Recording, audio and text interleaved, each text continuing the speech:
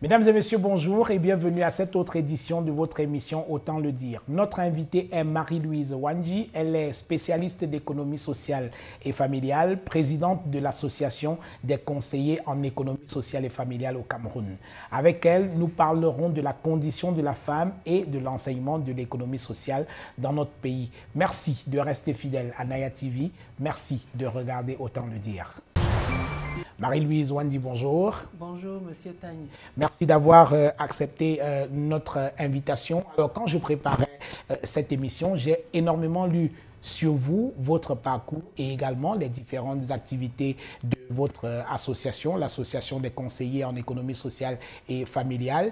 Et je me suis dit, waouh, quelle bravoure! Et j'ai eu envie de commencer cette émission en vous faisant un compliment.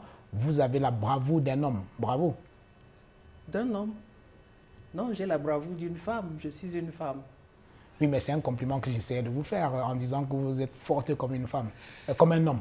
Comme une femme, oui. Comme une femme qui s'assume, comme une femme qui a confiance en elle, comme une femme qui assume tout ce qu'elle fait, quoi. Oui. Pourquoi ça vous dérange que je dise que vous avez la bravoure d'un homme? Parce qu'à chaque fois qu'une femme fait quelque chose de bien, on a tendance à dire qu'elle fait comme un homme. Oui. Mais non, elle est une femme.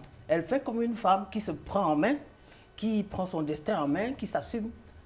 Donc vous considérez que dire que vous avez la bravoure d'un homme, c'est un propos sexiste, c'est ça? Hein? C'est sexiste. Oui. Et c'est faire croire que seuls les hommes font des choses bien. Oui. Alors que les femmes font aussi des choses bien, tout en restant femmes. Oui. Alors, il y a pas mal de clichés comme ça hein, dans notre façon de nous exprimer. On ne s'en rend peut-être pas compte alors que ce sont des propos assez sexistes. Hein. Par exemple, quand on dit à un homme « tu fais comme une femme », il peut se tuer, quoi. Oui, il doit se tuer. Oui. Parce que d'après la communauté, d'après la société, quand on fait comme une femme, c'est quand on fait mal. Oui. C'est quand on fait ce qui n'est pas bien. Et même quand à la maison, un garçon pleure, on dit tu pleures comme une femme. Il pleure comme une femme, voilà. Du moins, tu pleures longtemps comme une fille. Oui. Et la fille peut pleurer du matin jusqu'au soir, ça ne dérange personne, c'est normal. Oui. C'est une fille, elle doit pleurer. C'est dommage. Oui. Donc pour vous, alors dans notre société, est-ce que vous avez l'habitude, vous qui êtes dans le milieu des revendications féministes si on veut, est-ce que vous avez une multiplication comme ça des propos qui sont sexistes et qui passent couramment dans la société? Parce qu'on voit par exemple des parents hein, qui disent « ma fille c'est un vrai homme », une manière de célébrer sa fille, d'aimer sa fille, quoi. Franchement, au quotidien, ça se fait tous les jours. Oui. Et même certaines femmes qui se disent féministes font beaucoup d'erreurs sur ce plan-là. Oui. C'est-à-dire que même dans la division des tâches à la maison, vous allez entendre la mère dire qu'est-ce que tu fais à la cuisine, le père dit qu'est-ce que tu fais à la cuisine, et à la fille, tu peux rester à la cuisine du matin jusqu'au soir, c'est ta place. Oui. Alors que c'est bizarre, hein, quand on entre dans les restaurants, les grands chefs, Bocuse, c'est un homme. Hein? Oui. Je veux dire que quand l'activité génère déjà de l'argent, quand c'est déjà financièrement productif, on attribue à l'homme. Bien que l'homme fasse des activités qui se font aussi à la maison, mais qui à la maison sont assumées seulement par les femmes. Mais du fait que ça ne produit pas de l'argent à la maison, il ne manquerait plus que ça, hein, de demander aux membres de la famille de payer les services qu'on produit à la maison. Donc, quand c'est des services qui ne produisent pas de l'argent, qui ne sont pas financièrement rentables, la société veut qu'elles soient attribuées aux femmes. Et c'est vraiment dommage. Et de même aussi, quand on paye la scolarité, souvent, il y a des gens qui vont privilégier que la scolarité des garçons soit d'abord prise en charge, ensuite celle des filles, et même entre les filles, on doit discriminer en fonction de celle qui est dans l'enseignement général ou par rapport à celle, par exemple, qui est dans l'enseignement technique. Ouais. Parce que le schéma qui nous gouverne depuis la nuit des temps même, hein, je dirais. C'est que quand on fait l'enseignement technique, c'est que quelque part, on est laissé pour compte de la société. Oui, oui. Ça veut dire qu'intellectuellement, on a quelques retards. On est limité, voire même on est perdu. En tout cas, quand nous étions petits, les plus vieux... oui. Dès qu'on a de mauvaises notes, il faut l'orienter, par exemple, en économie sociale et familiale, parce que là-bas, tout le monde peut y aller et on y va à pied. On n'a pas, je veux dire, on n'a pas des compétences spéciales pour y arriver. Mais c'est dommage, parce que souvent, c'est dans l'enseignement technique qu'on a besoin même de, je veux dire quoi, de la mathématique, de la chimie, de comprendre beaucoup de choses de la société. C'est pas, parce que cette technique qui est dans l'imagerie populaire chez nous, c'est la technique qui est mimétisme. Je prends un exemple tout simple. Allez-y. Quand on va dans un salon de coiffure, par exemple, vous voyez, on va mettre une fille en apprentissage dans le salon de coiffure. Là, on dit elle n'a pas besoin d'effort, elle a juste à voir. Mais non, les produits ont une composition, par exemple. Il faut comprendre c'est quoi la composition de tel produit pour se défriser, pour se faire belle dans un sens ou dans un autre, hein, d'ailleurs. Mais on met la fille là-bas, elle remarque plutôt la couleur du pot ou la couleur du produit. Vous voyez, elle retient de manière à ce que si l'employeur ou son maître de stage change de pot ou de produit, elle ne se rend même pas compte. Elle ne saura même pas qu'on a changé de produit. Absolument. Mais non, c'est que dans l'enseignement technique, on a des bases qu'on doit avoir. Les enseignements fondamentaux permettent d'exprimer les enseignements techniques. Et quand on a des compétences techniques, on a besoin de les exprimer à l'aide des enseignements fondamentaux. J'entends le français, l'anglais, les maths, la physique, la chimie et autres. Alors, nous parlerons longuement de l'enseignement dans la deuxième partie de cette émission. Restons sur les considérations sur l'image de la femme aujourd'hui dans la société camerounaise. Alors, quelle est la part de la culture dans la situation qui peut être celle de la femme aujourd'hui? On a parlé des clichés qui sont sexistes et qui passent de manière tout à fait normale dans la société aujourd'hui. Alors, quelle est la part de la culture dans la place qu'occupe la femme aujourd'hui dans notre société? Vous savez, beaucoup de gens revendiquent de plus en plus. Il faut que les Africains reviennent à leur culture. Il faut que la culture prévale sur ce que nous apprenons des Occidentaux. Tout à fait. Nous sommes bien d'accord. Mais seulement, M. Tagné, cette culture, qui va définir le socle de cette culture? Si c'est la culture qui va encore nous mettre au banc de la société, du moins qui va encore nous oublier, nous les femmes, ou alors qui va définir un certain nombre de besoins ou de stratégies qui va montrer, parce que j'ai suivi un animateur sur une autre chaîne qui disait qu'on investit sur la femme seulement si elle a déjà produit 5 enfants et ainsi de suite. Mais j'avais envie de pleurer. Vous savez, cette histoire de dire la culture, les gens pensent qu'ils ont le monopole. Je veux dire les hommes. Enfin, certaines femmes aussi. Hein. Je n'accuse pas seulement les hommes. D'ailleurs, il y a aussi des hommes qui comprennent que les femmes sont des humains, ont des besoins. Heureusement. Les mêmes besoins, les besoins des hommes, les femmes les ont aussi pour s'exprimer. C'est peut-être des spécificités du sexe qui font que nous soyons différents. Mais on a les mêmes besoins, que ce soit intellectuels, que ce soit des besoins pratiques, des besoins stratégiques, c'est les mêmes. Donc, cette culture-là, qui va la définir? Si on va la définir sans nous, elle va être difficile à passer quand même, hein, par rapport à certaines personnes. Enfin, je parle de moi peut-être, mais il y a des gens qui partagent ce que je dis. Hein. Donc, revenir à la culture, je suis d'accord. Mais il va falloir que ce soit une culture qui ne laisse plus personne, qui ne met plus les femmes dans comment je vais dire, dans le système maternant uniquement, dans le système de reproduction sociale. Reproduire les générations, les héritiers des hommes et ainsi de suite. Non, nous avons traversé quand même ce stade-là. Nous avons aussi des besoins stratégiques. Mais on observe encore quand même que, parlant de culture, justement, il y a encore certaines considérations culturelles qui sont assez avilissantes pour les femmes. On peut parler du rite de veuvage dans certaines sociétés qui sont absolument horribles pour certaines femmes. Hein. Tout à fait, et qui sont des fois faites par des femmes. Hein. Et pas des femmes elles-mêmes. Pas des femmes elles-mêmes, par d'autres femmes en fait. Mais il y a ces rites-là qui ont du mal à s'arrêter ou alors à être amenuisés vous voyez, pour que ce soit... Parce que aussi, il y a des femmes qui ne voudront pas entendre dire qu'elles ne vivent pas des rites à partir du moment où elles ont perdu leur mari. Mais on peut les assouplir. C'est une question mentale, c'est une question de formatage. Vous savez, la fille, on l'éduque depuis la naissance, je dirais même depuis le ventre. Dès qu'on sait déjà que c'est une fille, on sait que ça ne sera pas le prochain héritier du mari ou du père ou de je ne sais pas qui. Donc les comportements sont liés au sexe de l'enfant qui arrive. Donc il va falloir que ces pratiques-là, qu'elles puissent changer et puis aussi qu'on puisse les adapter, comment je vais dire, en fonction de la personne qui doit vivre les rites et qui accepte de les vivre. Mais il n'y a même pas que la culture, hein, il y a aussi la religion. Des interprétations qui sont erronées. Je ne pense pas que Dieu ait décidé que la femme doit subir ce qu'on l'a fait subir tous les jours. Et tout le temps, on ne prend qu'un extrait, un morceau de la Bible ou du Coran pour positionner... Pour justifier toutes sortes d'abus sur les femmes. Sur les femmes. Et aussi, quand on l'a formaté dans ce sens-là, vous savez, quand vous êtes petite, on dit... Ferme tes pieds, mets-toi debout.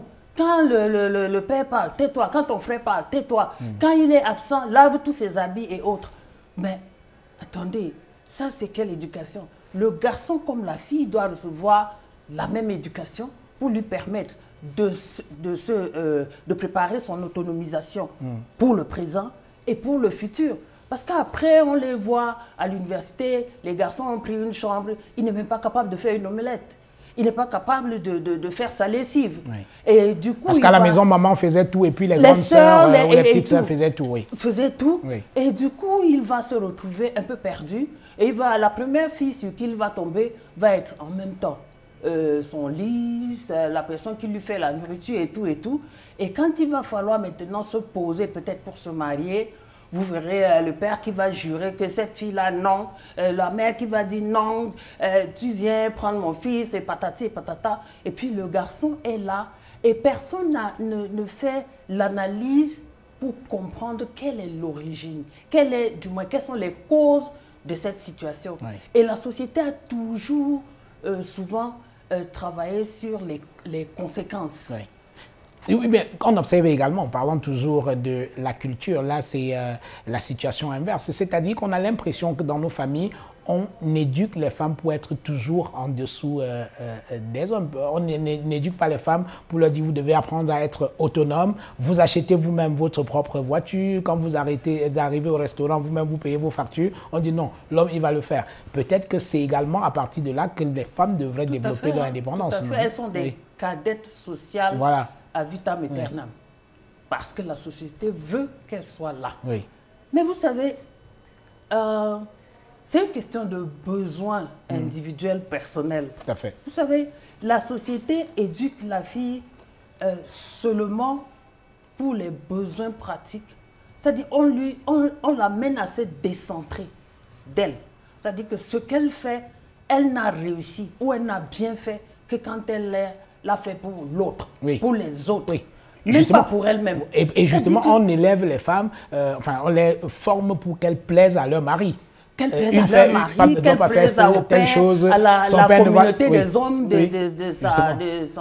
du moins aux hommes de sa communauté. La bonne femme, c'est celle qui est appréciée par son mari. Qui ne dit rien, qui se tait. Mais les gens oublient souvent même, le silence est dangereux.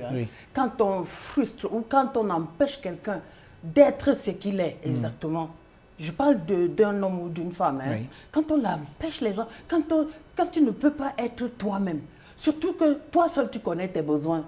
Quelqu'un ne peut pas être, même ta maman ne peut pas savoir quand tu vas aux toilettes, qu'est-ce que tu peux faire là-bas. Est-ce que c'est pour te proposer ton maquillage? Est-ce que c'est pour faire ci ou pour faire ça? Tu es la seule personne, je parle des filles, tu es la seule personne qui connaît tes besoins, tes aspirations, tes ambitions, ton rêve. Donc, quand la société vient maintenant te contrarier parfois par rapport à l'expression de ses rêves ou par rapport au chemin que tu veux tracer pour atteindre ses rêves, c'est des frustrations. C'est des choses qui, après, quelquefois, c'est vrai, il y en a aussi qui arrivent à s'en sortir. Mais très souvent, vous allez voir même des personnes qui sont des grands cadres, mais qui à leur niveau, vont encore dire, il faut que ma mère me dise ci, que mon père, ma grand-mère, ainsi de suite. Ouais. Mais non, il faut... Tu dois être toi-même, tu dois t'assumer, tu dois prendre des décisions. Encore que par rapport, par exemple, aux prises de décisions, pour en venir aussi là, pour un exemple pratique de tous les jours, les décisions ne sont pas seulement celles qu'on prend quand on est au sommet d'une entreprise ou d'une organisation. Hein. On apprend à prendre des décisions et ça se fait dès la famille. Vous savez, quand vous allez, par exemple, comme j'ai dit tout à l'heure, vous allez faire, du moins vous avez un besoin et puis vous partez. C'est vous qui prenez la décision. Vous avez faim, vous cherchez à manger. Je veux dire que la prise de décision s'apprend dans la famille, dans le ménage. Ouais. C'est la famille ou le ménage est l'usine de fabrication, est l'usine d'autopromotion, est l'usine de construction du capital humain dans la famille. Donc, quand même dans les petites décisions, les petites initiatives, les responsabilités, le sens de l'objectif, le sens des efforts, pour que quand quelqu'un dit, un enfant vous dit, je voudrais être un mécanicien ou alors je voudrais être un grand restaurateur demain, et dans son schéma mental, il s'apprête, il se donne les moyens pour pouvoir arriver. Ça, c'est des décisions qu'on prend. Je veux dire que la décision, ça prend, c'est pas quand on est au seuil de la porte en regardant l'extérieur, en regardant une entreprise ou, je sais pas, en regardant le monde, qu'on prend les décisions. C'est pas seulement dehors, on les prend déjà à la maison. Oui. Donc il y a des gens qui, parfois, ne sont même pas capables de prendre une décision à la maison, mais qui veulent la prendre dehors. Oui, c'est compliqué. C'est compliqué. Oui. Alors, avec l'avènement des réseaux sociaux, Marie-Louise Wandji, on observe qu'il y a une banalisation de la violence sociale ou conjugale envers les femmes. On voit des images qui sont extraordinairement insoutenables de femmes qui sont brutalisées, des violences à l'égard des femmes, elles sont sociales ou conjugales. Alors, est-ce que vous avez observé, vous aussi, cette recrudescence de ces images-là? Et à quoi est-ce que vous attribuez cela?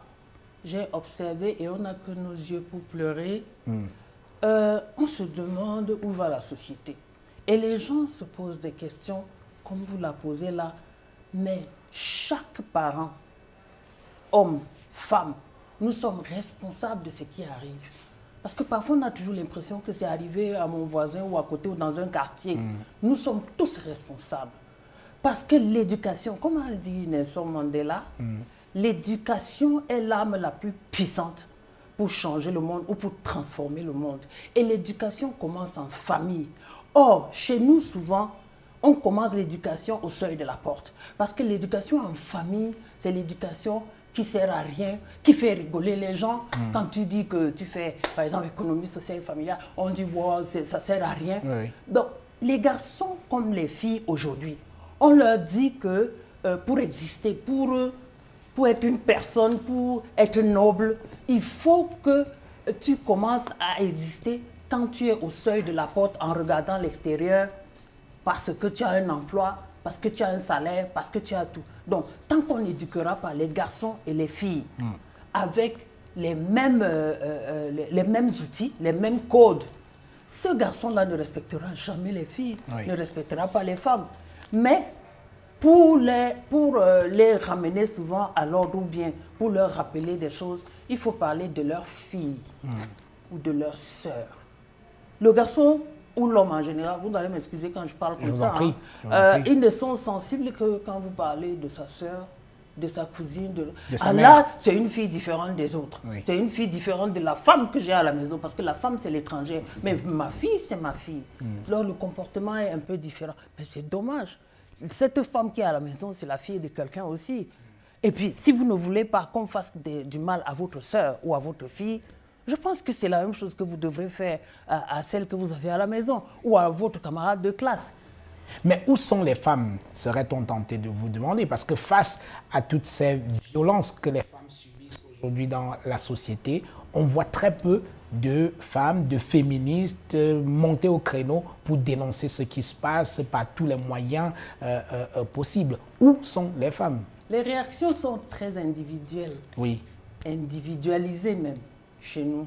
C'est-à-dire que les grands mouvements où vous allez voir des femmes qui vont se lever, c'est aussi parce que la société civile n'est pas très forte chez nous. Oui. Elle n'est pas très forte.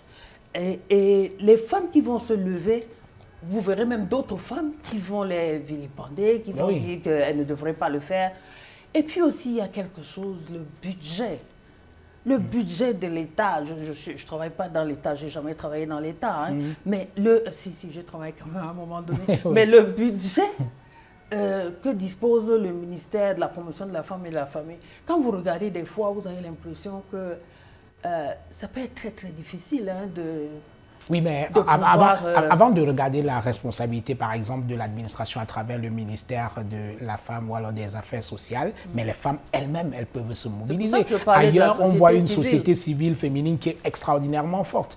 Oui, mais qu'est-ce qui se passe chez nous? Pas seulement celle féminine. Hein. La société civile, en général, elle n'a pas beaucoup de force chez nous sur ce genre de causes-là. Hein. Je ne parle pas d'autres causes, je parle essentiellement de cette cause-là. Et puis les femmes prises individuellement, quelquefois, c'est des femmes qui sont fragiles d'elles-mêmes aussi. C'est-à-dire que seule, on ne va pas loin. Hein. Voilà, ensemble, tout à fait. Vous comprenez possible. Dans ce que je veux dire.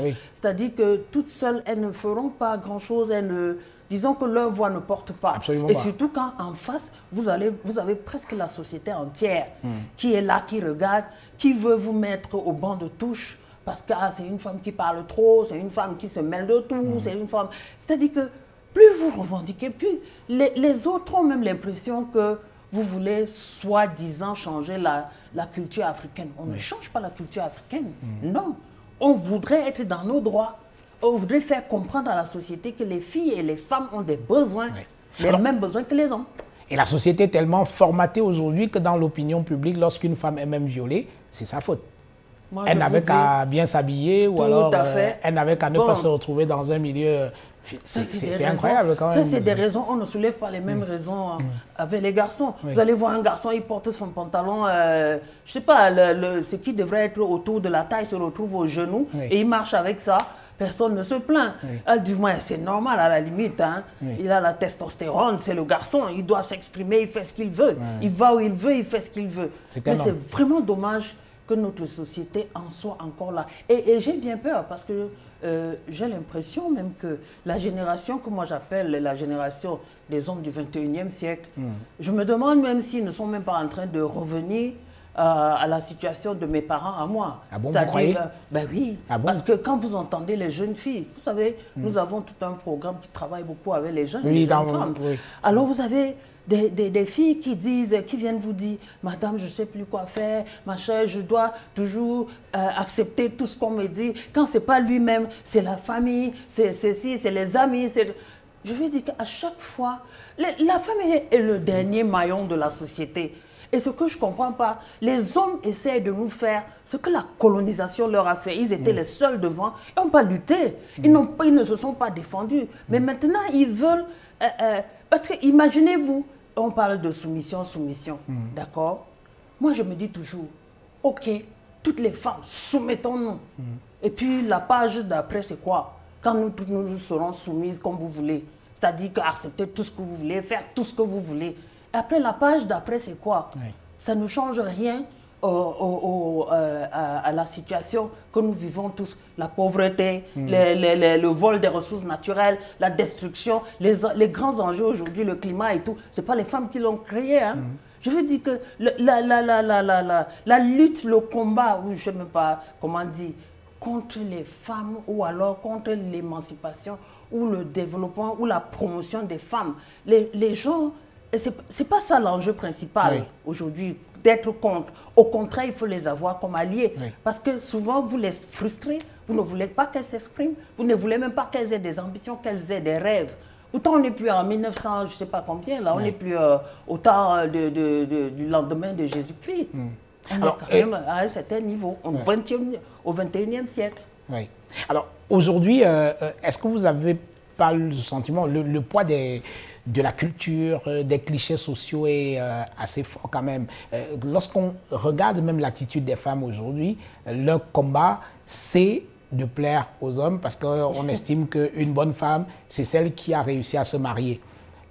Alors, oui. Et du coup, on peut accepter toutes sortes de choses. Au nom du mariage, on accepte de se faire bastonner tous les jours parce qu'on voudrait avoir le statut de femme mariée. Là encore, c'est quoi le problème? C'est culturel, c'est l'éducation, c'est quoi le problème? Il y a l'éducation, il y a la culture, dit-on. Oui. Mais il y a aussi, vous savez, c'est comme la disquette, hein? Oui. Quand on vous a formaté là, c'est quelque chose de difficile de retrouver la disquette de départ. Hein. Je veux dire, la disquette qui n'a pas toute la place occupée.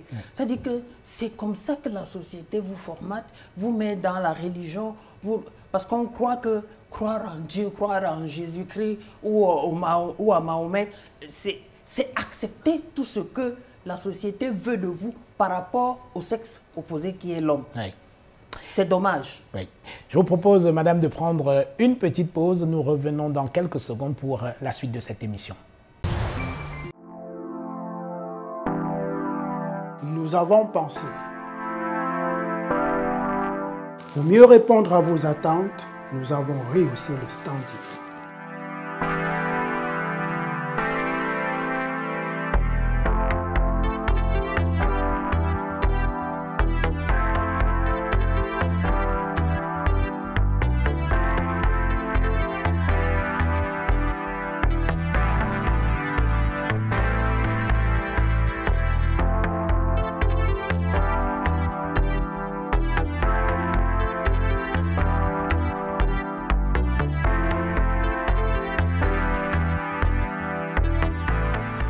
Hotel Le Quai d'Orsay, better than what you imagine. Voilà, mesdames et messieurs, retour dans ce studio avec notre invitée Marie-Louise Wandji. Elle est spécialiste d'économie sociale et familiale. Nous allons poursuivre cette émission sur la condition de la femme au Cameroun. C'est une situation qui n'est pas très réluisante, nous l'avons vu jusqu'à présent. Alors, beaucoup pensent que pour faire bouger les lignes, cela passerait par un accès plus important de femmes au poste de responsabilité. Vous pensez que c'est une piste? C'est une piste. C'est une piste comme une autre. Oui. Mais la société, on doit comprendre que la responsabilité ne se prend pas seulement à l'extérieur. Je parle là même aux femmes que nous sommes. Oui. Je veux dire que même dès la maison, c'est nous qui enseignons, qui montrons aux garçons et à la fille ce que c'est que la responsabilité. Oui. Ça part des choses très très banales. Vous savez, quand on organise par exemple les tâches ménagères à la maison, chacun a son tour de faire la lessive, de faire le ménage, de faire la vaisselle, de ranger le salon, de ranger les lits et ainsi de suite. Oui. Ça, c'est déjà la responsabilité parce qu'il faut que l'enfant arrive à le faire sans avoir besoin qu'on le lui rappelle chaque fois. Quand ça devient derrière la routine, il s'installe dans l'esprit de responsabilité. Donc, ce n'est pas seulement quand il est hors de la maison qu'il est responsable. On est responsable dès la maison. Et d'ailleurs, souvent, quand on voit par exemple les grands problèmes que nous connaissons aujourd'hui, les jeunes qui font les sextapes et je ne sais pas quoi, tout le monde, la société dit « Ah, c'est la famille, on n'a rien fait, on n'a pas fait ci, on n'a pas fait ça. Oui. » Mais attendez, quand vous décriez ça, même vous qui parlez, vous êtes responsable de tout. Oui. Nous sommes co-responsables de ce qui arrive à notre société. Mais si vous voyez, on n'a peut-être pas pris le temps d'éduquer ces enfants-là à ce que c'est que la vie, tout simplement. Et comment voulez-vous, quand ils sont hors de la maison, ils se comportent les uns et les autres en fonction. Je veux dire qu'ils grandissent suivant l'environnement dans lequel ils vont se retrouver. Oui. Ils vont tout prendre là dehors. Oui. Nous sommes responsables de tout ça. Alors, en matière d'accès des femmes au poste de responsabilité, il y a certains pays qui font office de modèle. Hein. En Afrique, par exemple, on cite le cas du Rwanda, où 40% de membres du gouvernement, de ministres, sont des femmes et 61% de l'Assemblée nationale au Rwanda est constituée de femmes. Je suis la première à saluer le Rwanda. Hein. Oui. Nous sommes très très fiers de tout cela. Mais vous savez, c'est un cas unique au monde. Hein. C'est un cas unique, oui, même par rapport aux pays occidentaux. Oui. Tout à fait. Mais nous voulons que ces positions-là ne soient pas des positions pour répondre juste aux enjeux de l'ONU ou de l'ONU Femmes. Ben oui, justement. Est-ce qu'elle voit sa place grâce à une politique de quotas? Oui. Personnellement, je pense que ce n'est pas valorisant. Hein. Oui. Si vous n'avez votre place que par rapport à une politique de quotas, Surtout si les décisions que vous prenez, si vous n'impactez pas le milieu où vous vous trouvez. Vous comprenez? Oui. Vous êtes au poste de responsabilité dans telle ou telle entreprise publique ou parapublique ou je ne sais pas quoi. Si vous n'impactez pas cette entreprise, je ne sais pas, c'est votre position. Vous êtes simplement une faire-valoir. Nous allons danser à l'extérieur, comme je viens de danser par exemple, comme je viens d'applaudir pour le Rwanda. Mais si vous êtes là sans impacter le milieu où vous vous trouvez, là, ça doit vous poser problème même à vous-même, de toutes les façons. Oui. Je le disais en introduisant cette émission, Marie-Louise Wandi, vous êtes spécialiste d'économie sociale et familiale. Vous avez été formée en France. Parlez-nous très brièvement de votre formation en France. Vous avez, je crois, une maîtrise en économie sociale et familiale obtenue en France. Oui. J'ai commencé par un bac scientifique, un bac D au Cameroun. Oui. Et ensuite, je suis partie en France à la demande, du moins, de mes parents qui souhaitaient que je sois pharmacienne au départ. Donc, je suis arrivée en France, la pharmacie ne m'intéressait pas forcément. C'est pour ça que je parle souvent d'orientation. Il faut faire attention à l'orientation des enfants. Et de là, j'avais cette envie qui m'habitait toujours parce que j'admirais beaucoup ces autres dames ou jeunes de leur temps qui faisaient économie sociale et familiale, qui travaillaient beaucoup des doigts. Vous savez, c'est quelque chose que j'aime beaucoup, que j'aimais beaucoup, et qui me faisait croire que, pas me faisait croire, il y avait ça, et puis il y avait aussi le fait que j'avais travaillé, j'étais bénévole dans l'association des gessistes. Donc, ça m'a conjugué à ce que je suis, c'est-à-dire que j'aime le travail social, j'aime le travail de développement, donc servir autrui. Vous savez, c'est ça qui m'a fait m'orienter vraiment tout bonnement en économie sociale et familiale pour servir l'humain. Pour moi, le capital humain de base, c'est par rapport à ça part de l'économie sociale et familiale. Donc, c'est comme ça que je me suis orientée, où j'ai fait 3 ans de formation avec un stage de spécialisation qui m'amène donc au niveau où nous sommes aujourd'hui. Quand on dit conseiller en économie sociale et familiale, c'est un titre, hein, c'est un grade dans notre filière. Et donc, oui, je me suis formée en France. Alors, c'est quoi l'économie sociale et familiale? Comment vous pouvez définir ça très rapidement pour ceux qui nous regardent? C'est quoi? L'économie sociale et familiale, c'est la seule filière qui forme pour la vie personnelle, pour l'employabilité et pour l'entrepreneuriat. C'est un truc de nana, non? C'est un truc de nana. C'est un truc de nana, c'est la bonne sauce. Oui, bonne sauce. Comme les gens disent. C'est comme ça qu'on disait quand nous étions petits. Moi, j'assume complètement la bonne sauce. Hein. Vous savez pourquoi? Parce qu'aujourd'hui, les chiffres de malnutrition, les statistiques, on les donne tout le monde se met à la nutrition aujourd'hui parce que le problème est là. Les enquêtes ECAM ou alors la politique de nutrition, quand vous regardez, vous vous rendez compte. C'est même partout dans le monde, ce n'est pas seulement au Cameroun. Quand vous regardez les statistiques de ce qui se passe, vous comprenez que la santé commence par la nutrition. Vous comprenez? Donc, quand on dit bonne sauce, c'est pas ça semblait être une insulte parce qu'on croyait que les personnes qui faisaient la bonne sauce n'avaient rien dans la tête. Et puis, c'est l'histoire, l'économie sociale et familiale a hérité des cendres de l'enseignement ménager. Et il y a une confusion entre l'enseignement ménager et l'économie sociale et familiale. Alors justement, c'est la question que je m'apprête à vous poser.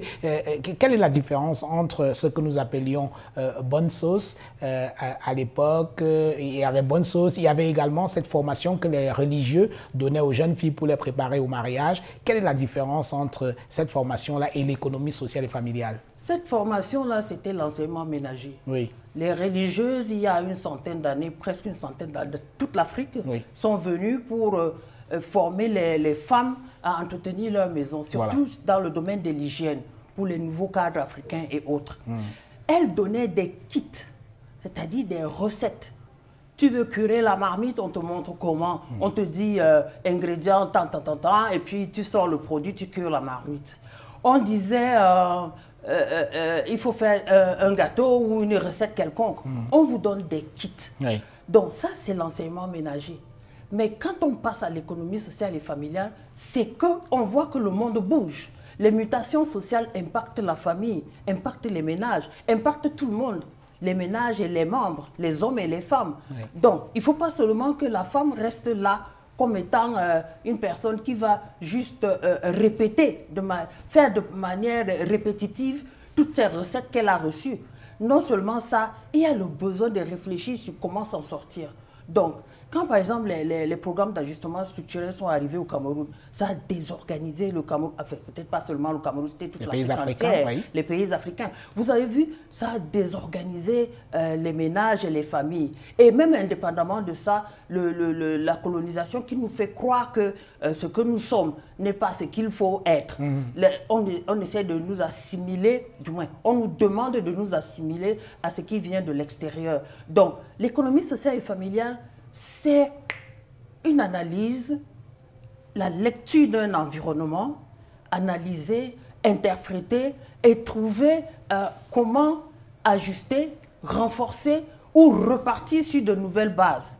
Vous comprenez? Oui. Ça dit que ce n'est pas une question de recette. Au contraire, on s'inscrit dans la logique des projets.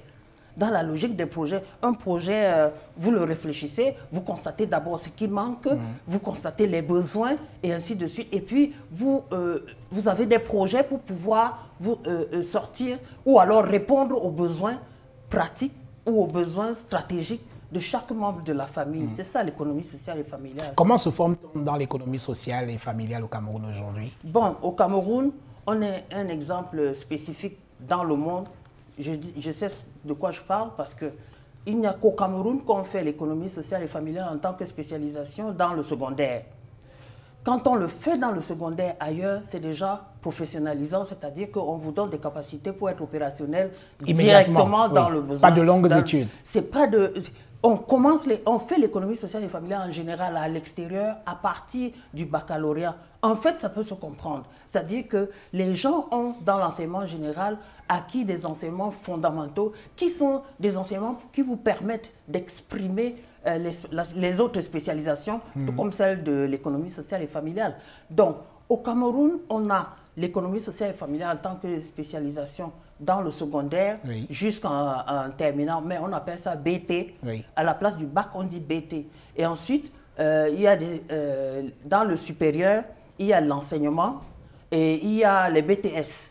C'est-à-dire que les gens qui veulent enseigner, elles vont à l'ENSET, du moins, on a déjà créé plusieurs ENSET au Cameroun et on s'oriente là-bas. Mais sauf que souvent, les produits qui sortent de ces écoles, parfois on les utilise, parfois elles-mêmes elles ne savent pas, elles sont un peu perdues dans l'orientation professionnelle qu'il faut avoir et elles travaillent des fois même pas dans l'enseignement, mais elles font autre chose. Mais souvent elles ont l'impression d'entrer dans autre chose par effraction, alors que quand on a bénéficié de l'économie sociale et familiale bien faite, on est soit dans l'enseignement, soit dans le travail social ou le travail de développement, ou dans l'économie sociale et solidaire. Alors, est-ce que vous diriez que l'économie sociale n'est pas suffisamment développée en ce qui concerne l'enseignement au Cameroun? Parce que tel que vous l'expliquez, on a le sentiment que le cursus, il est un peu buté, non? Bon, buté, je ne sais pas, et je ne me pose pas ici en tant que donneuse de leçons, mais je dis qu'il y a des informations que même mes sœurs, économie sociale et familiale, ou alors les jeunes que nous encadrons, n'ont pas souvent l'information exacte par rapport à l'orientation scolaire d'abord et professionnelle ensuite. C'est-à-dire qu'elles sortent par exemple du baccalauréat, bon, chacune va lutter, se retrouver là où elle se retrouve, ok, elle va soit aller à l'université, soit se débrouiller au quartier, mais souvent, elles ont même honte de se présenter comme étant professionnelles d'économie sociale et familiale. Mais c'est parce qu'elles manquent de la bonne information. Et elles ne cherchent pas souvent la bonne information. La recherche d'information est une compétence qu'on a quand on veut même s'orienter en BTS économie sociale et familiale. C'est une compétence. C'est même une condition pour pouvoir s'orienter en économie sociale et familiale. Parce que si vous restez chez vous, vous ne cherchez pas l'information, vous ne le saurez pas. Vous ne l'aurez jamais. Donc vous ne maîtriserez même pas votre filière de formation. Alors, Simone de Beauvoir, l'une des figures mondiales, pas seulement françaises, l'une des figures mondiales du féminisme, pensait que le meilleur moyen pour les femmes d'assumer, d'être écoutées dans la société, c'était de s'assurer d'abord une certaine indépendance financière et après, elles pouvaient faire exactement ce qu'elles veulent. Est-ce que vous êtes d'accord avec cette lecture et qu'est-ce que vous faites pour que les femmes, justement, est cette autonomie financière qui pourrait les amener à être plus indépendantes? Complètement, je suis d'accord avec Simone de Beauvoir, mais j'aime souvent prendre des références un peu plus chez nous. Oui, allons-y. On a de grandes dames qui ont parlé de l'autonomie financière chez nous. Et oui, il faut absolument être financièrement indépendante. Oui. Ça vous permet de pouvoir parler, ne serait-ce que parler. Parce que vous avez des personnes qui restent dans certains ménages ou dans certaines familles juste parce qu'elles ne peuvent rien dire, elles n'ont pas les moyens de devenir autonomes. Même pour le sel de 100 francs, même on appelle... même pour la protection féminine, on est obligé d'aller demander le temps de la main. Juste à ce niveau-là. Donc, les hommes pensent que nous luttons contre les hommes. Ils ne savent même pas qu'on ne peut même pas être femme s'il n'y a pas un homme en face. S'il n'y a pas un homme avec nous, on ne peut pas avancer. Ce sont ces hommes qui doivent, avec nous, comprendre que les temps ont changé, les besoins ont bougé. À chaque fois, on dit, allez demander à votre grand-mère comment on fait quand on est avec un homme. Non, ma grand-mère, il y a longtemps, il y a au moins 80 ans. Mais aujourd'hui, c'est aujourd'hui. Il y a il y a les mutations sociales, il y a les choses qui ont changé. Pourquoi voulez-vous que c'est seulement les hommes qui bénéficient des changements? Il ne peut plus chercher le bois en brousse, il n'est plus bûcheron. Parce que même dans la langue, on disait, allez, mon chercheur de bois, il cherche le bois où? Maintenant, il a les iPhones, toute la technologie qui sort, il est en avant, il a ça. Et puis, il veut avoir l'autre qui a des besoins figés en 1900. Que la femme doit avoir des besoins figés, elle ne doit pas penser aux nouveaux besoins. Donc, la femme doit être financièrement autonome. Comment? Nous avons d'ailleurs fait un projet depuis 10 ans. Même avant, le projet de depuis 10 ans, c'est alphabétisation nutritionnelle, promotion de l'égalité des sexes et autonomisation des filles et des femmes au Cameroun. Avant même ces 10 ans, en 1996, nous avons fait une enquête auprès déjà des professionnels d'économie sociale et familiale parce que notre filière n'était pas la filière prioritaire dans les ministères. Nous nous sommes dit les jeunes qui sortaient, il fallait les occuper quelque part, il fallait l'auto-emploi. Donc nous avons commencé par là, on a fait une enquête auprès de 224 professionnels et on a compris que l'argent leur manquait pour pouvoir s'installer. On a initié un microcrédit avec l'appui de la coopération canadienne. Sauf qu'à un moment donné, on se rend compte qu'elle peut même avoir de l'argent sans pouvoir s'en sortir, sans créer l'entreprise. On a compris qu'il faut faire autre chose. Donc, c'est comme ça que nous commençons à penser à l'auto-emploi au niveau de l'école. Tout à fait. Donc, nous allons mettre le concept de l'auto-emploi à l'école qui va déboucher sur le projet Apprendre à entreprendre. Et chemin fait toujours avec la coopération canadienne, avec les cégeps Trois-Rivières et Édouard Montpetit. Et toujours dans cette lancée, on s'aperçoit que la posture d'entrepreneur, c'est pas une posture, juste on vous donne l'argent et vous allez réussir. Non, ça se prépare. C'est une culture. C'est une culture. Et nous appelons ça la pédagogie entrepreneuriale. Et toutes les matières des ESF sont puissamment, du moins, on peut les utiliser pour s'en sortir, pour en vivre. Le tout maintenant, c'est que la formation des formateurs puisse mettre la stratégie ou la pédagogie entrepreneuriale dans la tête des formateurs pour qu'ils puissent transformer leurs élèves, pour qu'ils puissent transformer ces jeunes en entrepreneurs plus tard. Parce que c'est toute une pédagogie, c'est un ensemble d'outils et c'est une pédagogie qui ne cloisonne plus les enseignements comme nous le faisons aujourd'hui, c'est-à-dire le prof de biologie est dans son coin de sport est dans son coin, alors que tous les deux, par exemple, parlent de la santé. Il pourrait, du moins, la pluridisciplinarité, l'approche prônée par la pédagogie entrepreneuriale est une approche qui permet aux enseignants de travailler ensemble. Les points de convergence qu'ils ont ensemble par rapport à un aspect donné de leur leçon doivent être abordés ensemble pour pouvoir maximiser l'assimilation pour l'apprenant.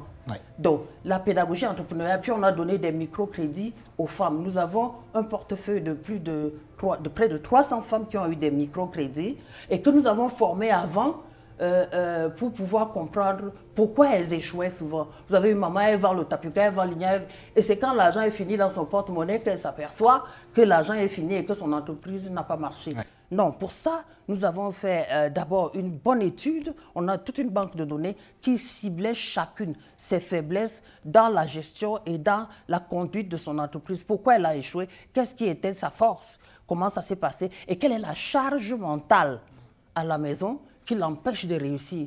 Donc, c'est une approche intégrée que nous avons essayé de donner à ces bénéficiaires-là pour leur permettre de conduire convenablement leur entreprise.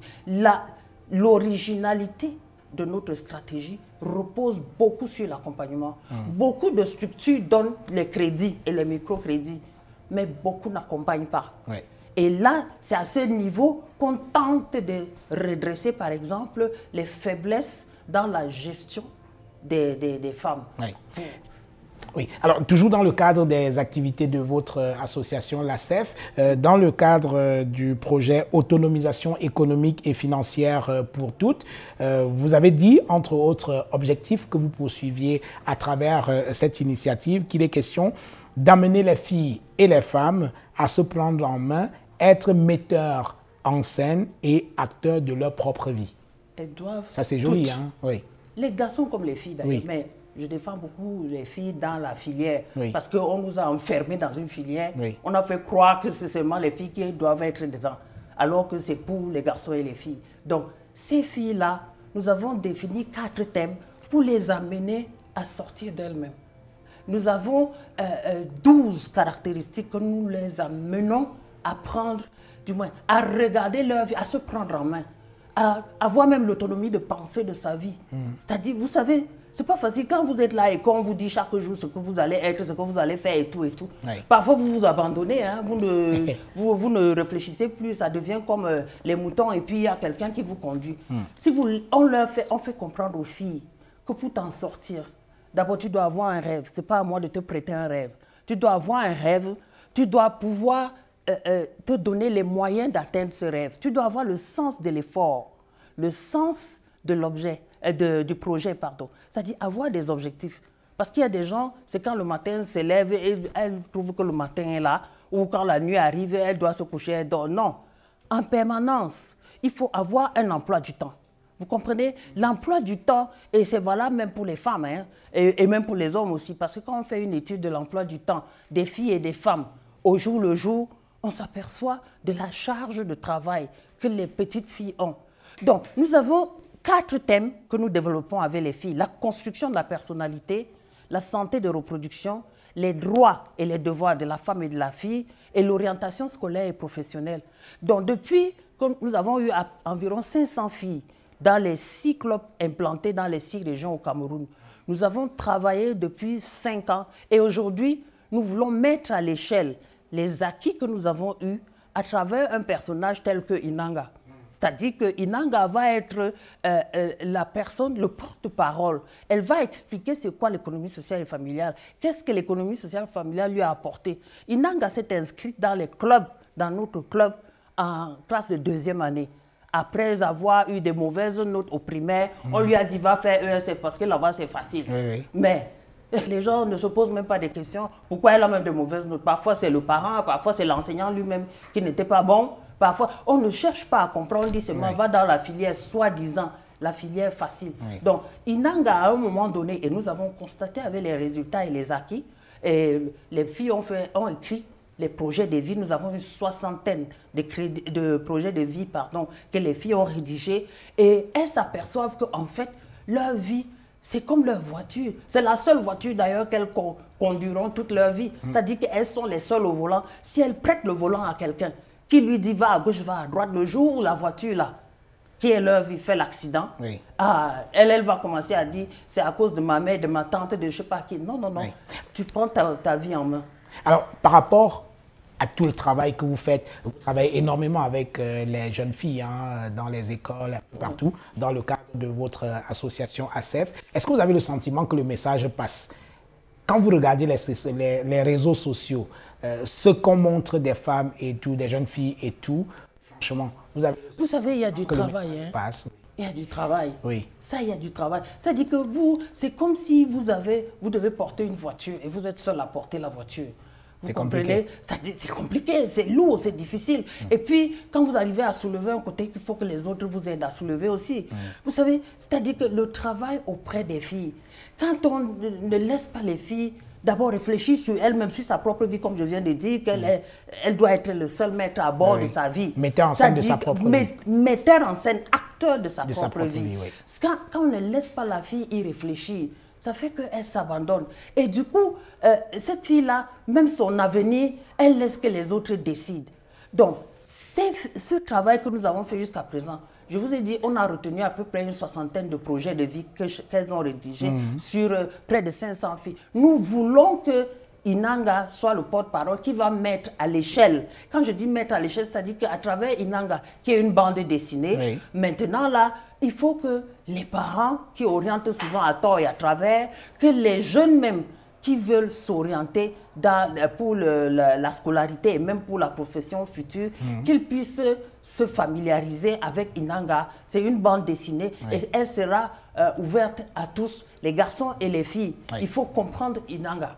Alors, je rappelle que Inanga, c'est effectivement un des projets que vous avez réalisé au sein de votre association, la CEF. Oui. Alors, je vais vous donner quelques statistiques de l'entrepreneuriat féminin au Cameroun. Alors, il y a au Cameroun à peine 5000 femmes à la tête de plus de 200 000 entreprises que compte notre pays. Ça, c'est faible, ça. Bon, ça, c'est les entreprises qui sont répertoriées dans la comptabilité nationale. Oui. Mais nous vivons... Nous, on a un répertoire de près de plus de 300 femmes. Oui. Si vous appelez... C'est vrai, les gens n'aiment pas quand on parle d'activités génératrices de revenus, mais c'est par là que les femmes commencent, que beaucoup d'entre elles commencent. Oui, mais est-ce qu'on doit confiner les femmes dans le ghetto, sans vouloir insulter personne, dans le ghetto du secteur informel? Non, justement. Voilà. Parce que quand elles restent dans le secteur informel, elles n'accèdent pas au financement plus important. Justement. Et c'est d'où ce que je disais qu'il y a une formation que nous faisons. Depuis le jour où nous rencontrons la femme, la femme décèle elle-même ses forces et ses faiblesses avec nous. Et elle voit son potentiel. Et on cherche à voir celle qui est dans l'entrepreneuriat par nécessité. Parce qu'il y a l'entrepreneuriat de nécessité et il y a l'entrepreneuriat d'opportunité. Donc, quand on a déjà séparé les deux, en prenant en charge celles qui sont dans l'entrepreneuriat d'opportunité, ce sont celles-là qu'il faut vraiment du moins pousser. Parce que quand je dis souvent prendre en main, j'aime pas trop le terme prendre en main, on accompagne.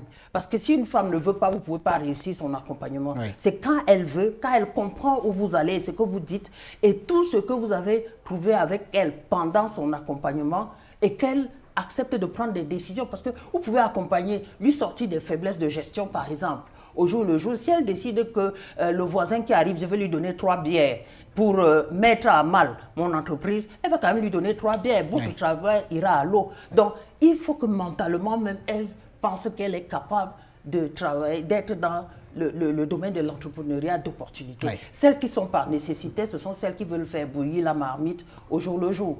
Alors, nous sommes en train d'achever cette émission, madame. Alors, revenons un peu aux réseaux sociaux, on en a parlé tout à l'heure, mais on remarque, c'est valable pour les hommes aussi, hein, pour les garçons aussi, mais puisque nous sommes en train de parler des femmes, allons-y. Donc, on remarque que les modèles des jeunes filles dans les réseaux sociaux, malheureusement, ce ne sont pas des femmes comme vous, ce ne sont pas des professeurs d'université ou des grandes avocates et tout, mais c'est des péripatéticiennes, c'est parfois des femmes qui ne connaissent rien du tout, mais qui s'affichent clinquantes dans les réseaux sociaux et elles sont célébrées.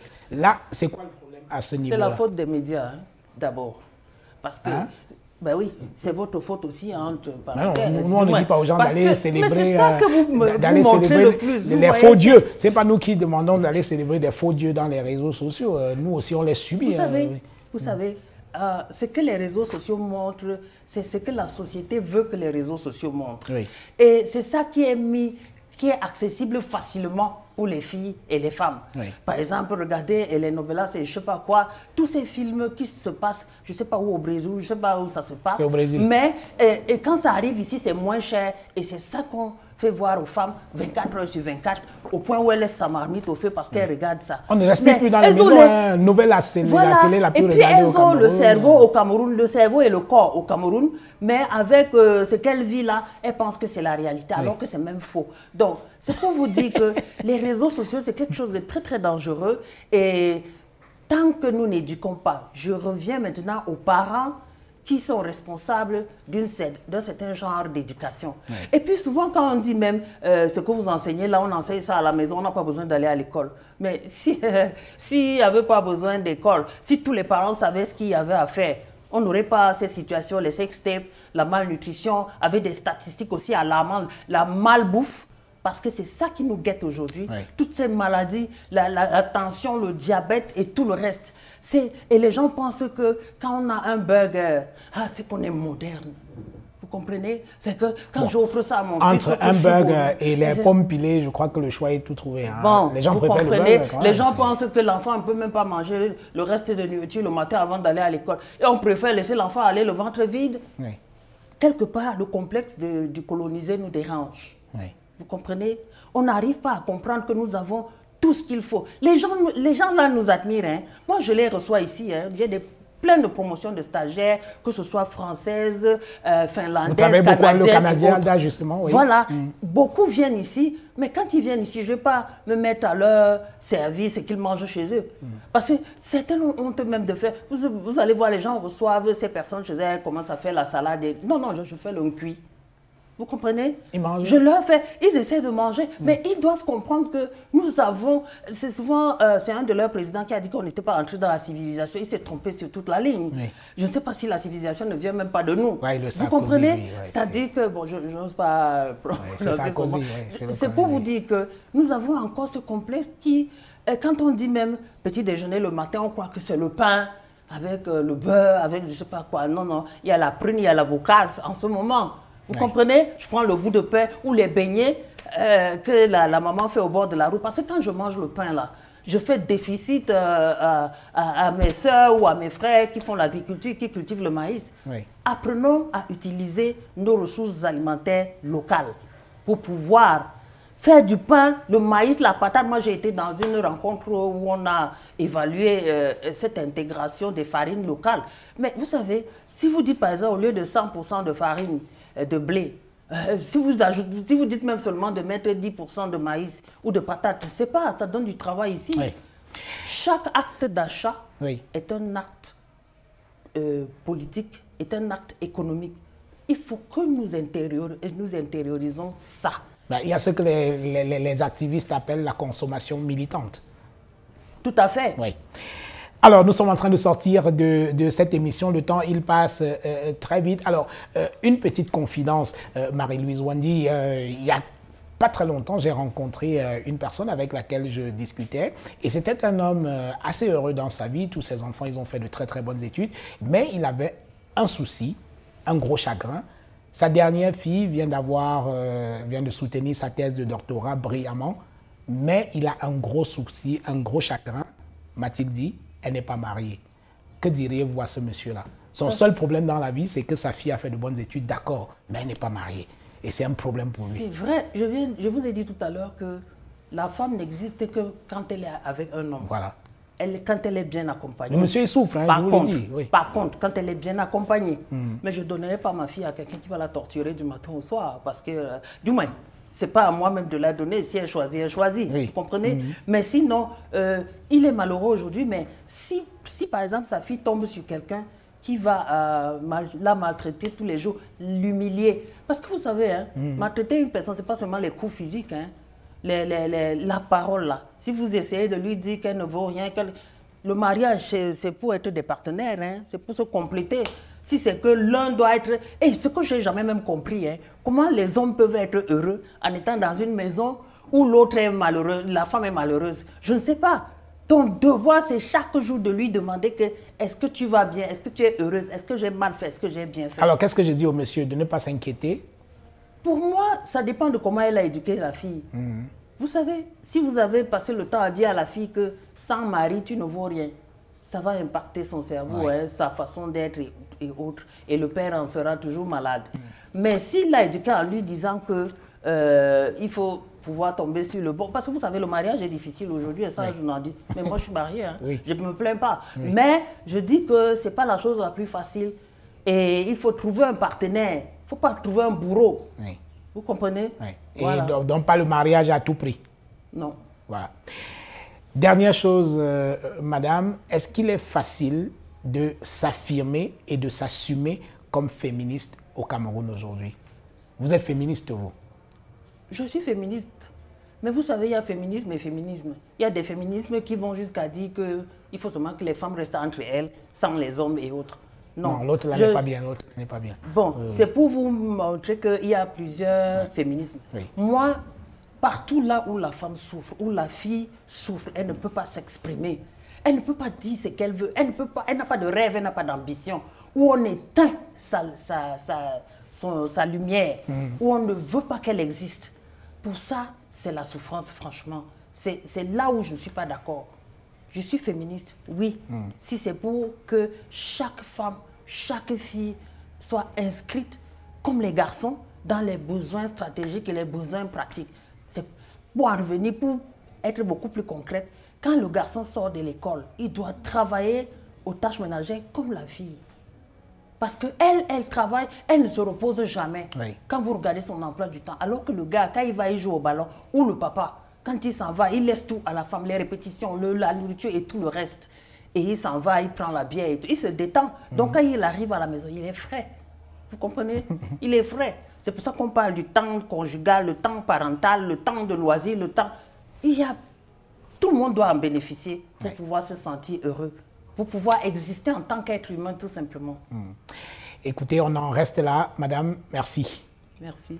Mesdames et messieurs, merci d'avoir regardé Autant le dit. Je vous donne rendez-vous la semaine prochaine avec un autre invité.